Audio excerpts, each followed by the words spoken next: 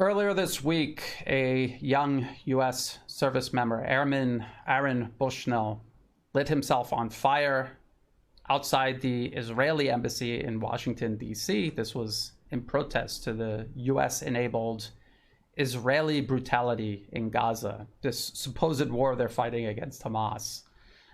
Despite even Israeli media admitting the Israeli government put Hamas into power as a pretext to sabotage peace, to justify erasing Gaza, the civilians living there, off the map. He was a U.S. service member. He woke up, he realized what he was a part of, and he wanted to do something about it, and this is what he decided to do. People are trying to claim that this is mental illness, but it is most certainly not mental illness. People claiming that it's mental illness fall into at least two categories. One category are the moral cowards who need to believe that this is mental illness to absolve themselves of their own inaction regarding injustice, especially injustice of their own governments. If you are a Westerner, your government is involved in all of this. The second group of people who want to believe that this is mental illness are people who fully support U.S. foreign policy and everything that Israel is doing in Gaza right now. They have to believe that people speaking up against what is going on are mentally ill. Otherwise, they have to accept the reality that they themselves are mentally ill. They are supporting a military campaign openly targeting the civilian population. We've heard one person after the other, from U.S. officials to Israeli officials and Western commentators in general, all talking about how it's justified to slaughter civilians. They can see clearly that that's what Israel is doing. They don't want to oppose Israel. They support Israel, so they're trying to justify this slaughter of civilians. And we've heard everyone from people in Congress to people in the Israeli government talking about, we need to kill all of them. Children are dying. We need to kill more children. We hear people saying things like that. I think anyone objectively would see that as mentally ill. So they must, in their minds, believe that Aaron Bushnell is mentally ill to protest this in such an extreme way, because that, if not, they're the ones who are ill. Quite clearly, they're the ones that are ill. Now, Aaron Bushnell said that he was engaging in an extreme act of protest, and he did absolutely do that. He did something on a extreme level, but outside the frame of normality the U.S., the Western media, portrays U.S. foreign policy within. In other words, the Western media has normalized the idea of the U.S. maintaining a global spanning military presence, bombing nations at will, killing hundreds, thousands, tens of thousands, millions of people just in the 21st century alone, many times based on what we now know are deliberate lies. That is all normal. It is normal for the United States to do that. Aaron Bushnell conducted an extreme act of protest outside that framework of normality. He forced people to look at it and face the extremism of it. Made many people uncomfortable. They did not like what they saw. And we can see how people are reacting to it. Many of the more immoral and immature people, we can see how they're reacting to it. He showed them brutality outside the framework of normality that the U.S. tries to portray its brutality within. That said, I wish Aaron Bushnell was still alive. I wish he preserved his life. I wish he did not do that. I remember what it was like to be a young U.S. Marine waking up to the reality of U.S. foreign policy around the globe, feeling isolated, frustrated, helpless, angry, wanting to do something desperately to address this injustice. And I made many very bad decisions from where I was then to where I am now, and only through luck did I manage to reach this point here. Unfortunately for Aaron Bushnell, he did not. And I believe the courage that he had to do what he did would better serve all of humanity if he was still here to use that courage every single day, day after day, well into the future.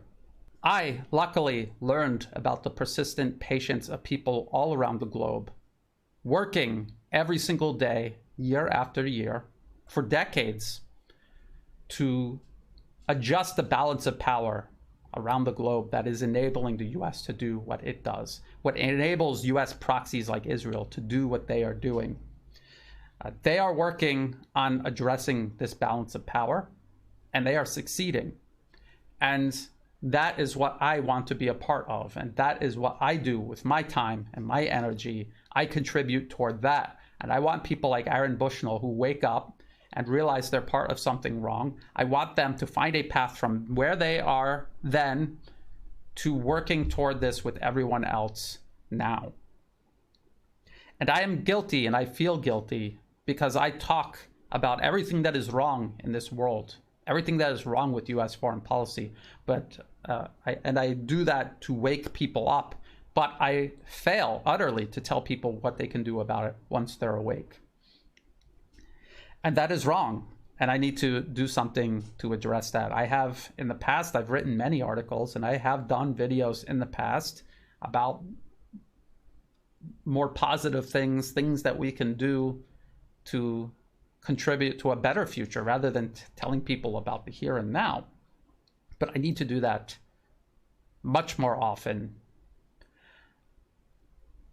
And until then, I just want people out there who may be awake, who feel isolated, who feel helpless, who may feel like Aaron Bushnell or feel like how I did when I first woke up. I want you to realize that there are many, many things that you can do to contribute. Number one, you need to understand that you are not going to fix all of this overnight, no matter how badly you want to. This problem was created over many years by special interests leveraging the work of millions of people all around the globe. This has been built up over decades by many people working every single day to build the current global order we live under. And it is going to take many years and millions of people working hard every single day to change it for the better.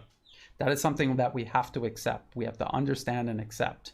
We also should realize that many people have been doing this, and it is making a difference.